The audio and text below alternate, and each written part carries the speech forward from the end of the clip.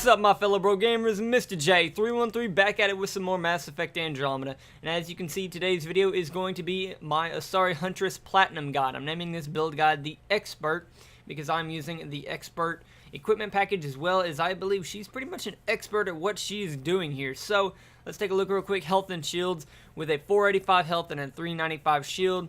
So she's off pretty good, but still on the more squishy side. But I think having stealth grid really helps her out with that, and saving barriers. So let's jump into weapons. For weapons, I'm usually going to be running the M5 Phalanx Siphon and the Vanquisher Siphon.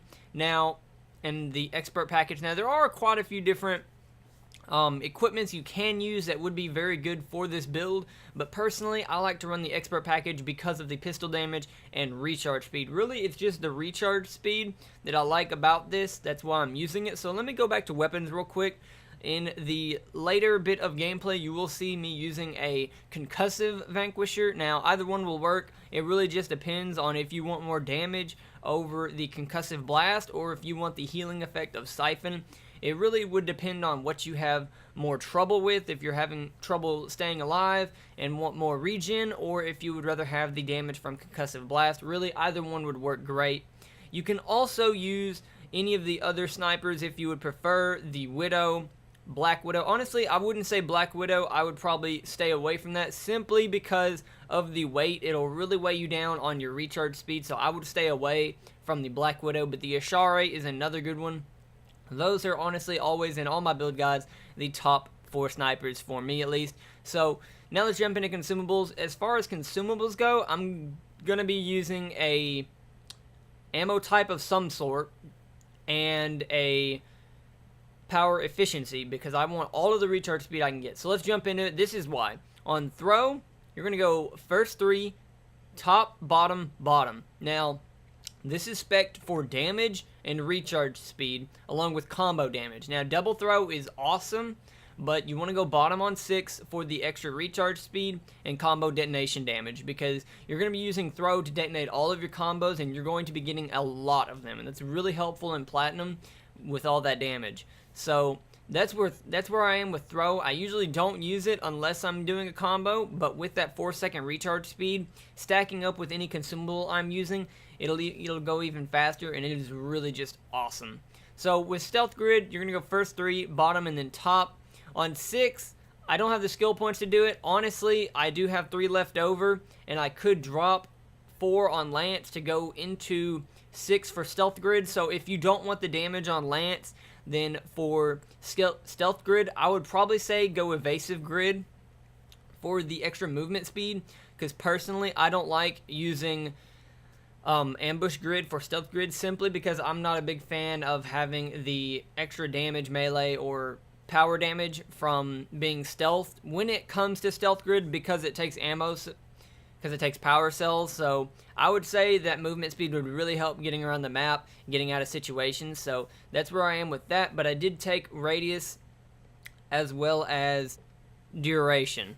So moving on to Lance, first 3 and then top. I wouldn't put any more into Lance ever for this build because I'm not a big fan of using Lance because it doesn't really seem to put out that much damage, especially on Platinum. So like I said, you can drop 4 to go into 6 for stealth grid. That's really going to be a personal choice. I'm using it simply because I do like the extra bit of damage, and I don't need that recharge speed for me personally. So for offensive biotics, you're going to go first 3, bottom and bottom. 6 on offensive biotics really doesn't have a place for this build. Maybe, but I just don't really see it. I played with it a little and I didn't really like the outcome, but I did go for more recharge speed. Like I said, I'm getting as much recharge speed and damage as possible, as well as combo damage. That's really where this build shines, is doing combos on everything. So for barrier, most important right here, first 3, top, top, bottom. So top, rank 4 for barrier, that's really a personal choice. I honestly prefer the extra shields, but if you prefer the regen, definitely go that way. For 5, you want to go top because on bottom, I would stay away from meleeing on Platinum with the Asari Huntress because she doesn't do a lot of damage, and that's really for a more melee build, and she is far from that. So 6, super easy, no doubt about it. You want saving barrier. That has saved my life an I don't even know how many times. It's ridiculous. It has beyond helpful. It is honestly one of my favorite passive abilities in Andromeda. Honestly wish I could have it on every character. So that's really as far as the build goes. So let's jump into some gameplay and talk about this a little bit more. Now here we go. So really where I see this build shine is being a good sniper support. So, you know, you can run any sniper that you like. I would personally say definitely run a sniper to get that high damage output. Because in all, the Huntress is definitely, she's an infiltrator, as you can tell. She needs a sniper, and it also really helps with, like I said, I don't really like using Stealth Grid to get my extra weapon damage off, because it is only going to be one shot, but if ammo's not really going to be a problem for you or getting those power cells, I would definitely use it. It's just I don't do it that often, because typically if I'm running a more damage-focused sniper build, I'm going to be running someone who has Tactical Cloak or my Turian Agent. That is probably one of my biggest high damage output snipers, so that's who I would run if I want high damage. She's more support focused and getting combos, because Throw and Lance as an individual power, they don't do a lot of damage. That's the first thing. But with a low recharge speed and high combo detonation damage output, you can make a pretty nasty build. And I've really noticed that whenever it comes to fighting Hydras or Berserkers, Anointed, anything bigger like that, if you can just drop their shields and get them primed. That is another thing. When it does come to priming enemies, it might help if you have something a little bit higher fire rate, so that M5 Phalanx, if you're working on something to get it primed, you might want to switch to your pistol or whatever that pistol you have of choice. Honestly, I thought about running the Hurricane, but I never did. I kind of wish I would have seen how it would have worked, because I feel like having a Hurricane would have really helped, but I don't have a Siphon one. If I did, there's no doubt about it, that is what I would be running. But that's an ultra rare, and I don't have my Hurricane maxed out. I wish I did, but I don't. So, moving on, back to Throw and Lance. So, with Throw and Lance, like I said, they don't do a lot of damage individually. You can make Lance, you can spec it for more damage, but I just don't really see doing that being beneficial. But here's where turning Stealth Grid into duration really helps, as well as if you had that movement speed. That is where I kind of wish I would have dropped my 4th point for Lance and put it into Stealth Grid for more movement speed, is doing objectives.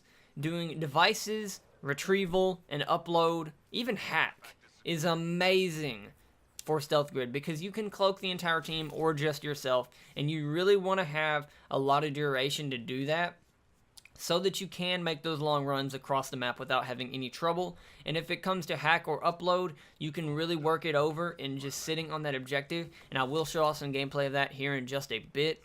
Really, when it comes to hack and upload, you want to let whoever has Stealth Grid or Tactical Cloak do it on your own. Since both of them can be contested, you don't want to have everyone on the team doing it, because the enemies will continuously get on that and stop you from doing it. I've had so many games where my team just does not realize that, doesn't understand that, and they think that they can sit on the objective and push everything off, when in reality on Platinum, a lot of times you will not be able to. So that's really where your support and infiltrator based characters come in handy the most, is you need to let them do the objectives. You need to let them do it. Forget scoreboard, that doesn't matter. If you're a scoreboard whore, honestly, this character is not going to be for you, especially this build. Now, while you can get up there a lot of times because of all of your combos, sometimes you won't, because it is more of a sniper build. I don't know. For score-wise, I've had some good games and some not so good games, but what I always do see is a lot of the times I will have to clutch a lot of rounds, because my team will get really overly aggressive or a little careless, and they don't want to use all of their revive packs, and if I can't get to them, then they'll just oftentimes just die, and that'll let me have to do the entire wave on my own. And another thing a lot of times is I don't have a lot of deaths with the Asari Huntress. Because of Stealth Grid and Saving Barrier, I can get out of pretty much any situation at my own pace. So that's another really good thing about her, is you might not always get a lot of score, but you're not going to be dying a lot. You won't be that teammate who's always running out there dying, such as if it was a Vanguard. And that's going to another point using the Batarian Vanguard. I want to do a Platinum build guide, but I just don't know how I'm going to make it work. I have thought about a new build that I'm going to try. It's something that I haven't seen anyone think of before, so it's going to be something fresh and new, and I'm not going to talk about it, but I will be doing a video on it very soon. It'll be the next build guide that I do. I'm also kind of wanting to try out getting one of my human adepts leveled up and doing a build guide on them for Platinum, because I have seen some people do it, and they seem to work very well, so I want to try that out. So, going back to weapon choice, as you can see right here, with the Vanquisher getting nerfed a lot here recently, I don't know if it's really the best choice. The reason I'm using it is because of the 4 rounds in the mag, and I have the Siphon version, which is really nice. Although I do have all of the versions of the Widow.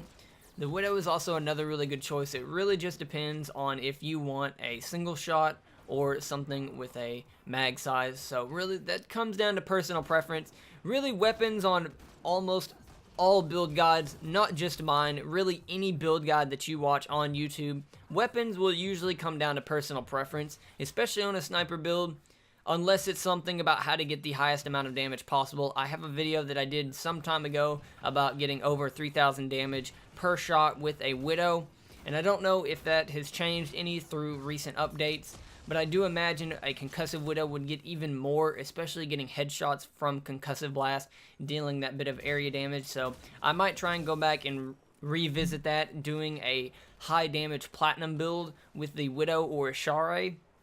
So, and that is another thing. I know the Asari can do more than the Widow, so, you know, that is definitely something I'm going to go back and look at. I honestly think you can get really high up there with that weapon, so that'll be a video for another time. So, really just going over the Asari Huntress, she is just a great support, and when it comes to other characters who have Stealth Grid, I've seen a lot of people in games that I've been in, and a lot of people seem to prefer the Avenger.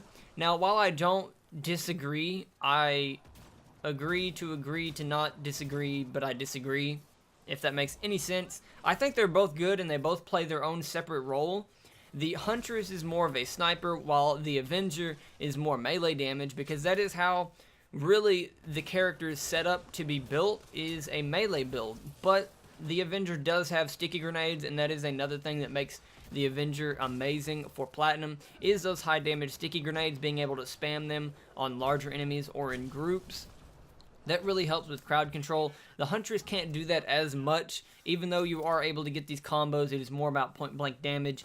It seems like, at least in my experience on Platinum, maybe if I had more games that were in smaller rooms or more of a camped out spot with the rest of the team, it would have been a little bit different, funneling enemies, getting all of the combos, dealing damage in a radius, but it seemed like it was more about just point blank damage on a single enemy.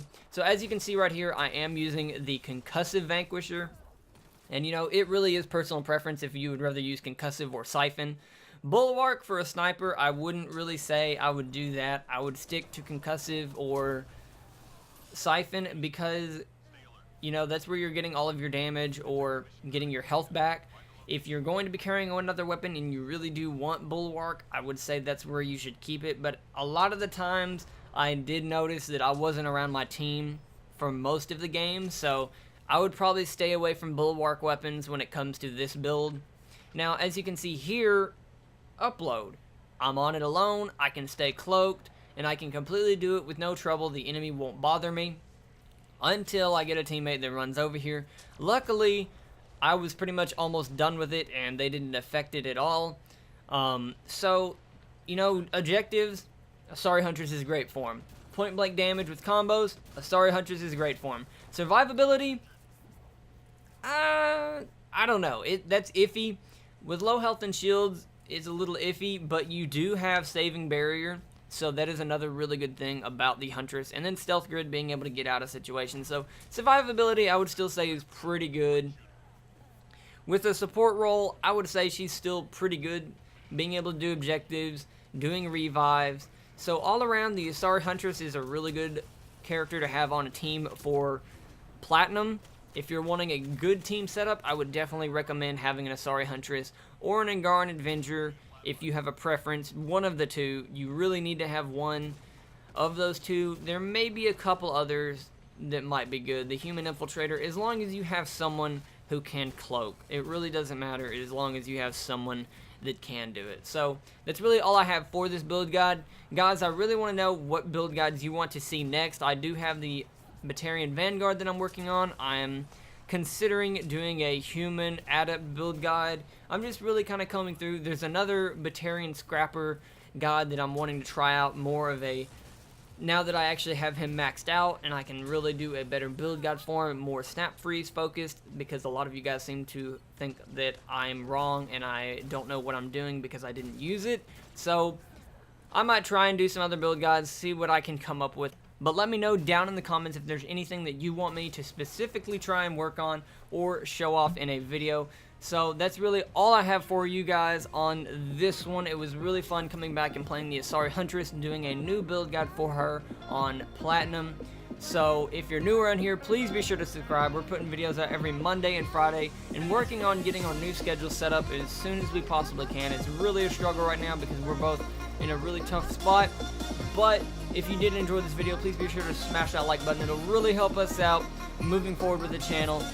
Road to 500, baby. We're getting there. Guys, this has been Mr. J313, and I will catch you on the next one.